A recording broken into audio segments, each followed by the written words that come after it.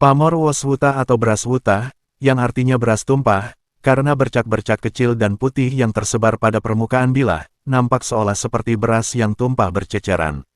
Pamor beras tumpah memiliki filosofi yang mendalam tentang arti rejeki yang melimpah.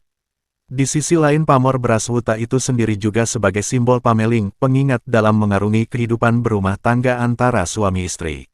Beras tumpah jarang kembali ke takarannya. Peribahasa ini menggambarkan sesuatu yang telah berubah, sulit untuk kembali seperti semula. Pitutur yang terkandung di dalamnya adalah supaya manusia hati-hati, karena kalau sudah terjadi perubahan akan sulit pulih seperti sedia kala. Andaikan kita coba kumpulkan lagi, selain memakan waktu pasti ada yang tercecer juga, dan yang kita kumpulkan pun mungkin sudah jadi kotor. Dalam menjalani hidup berumah tangga seyogyala kita harus menjaga agar beras tidak tumpah.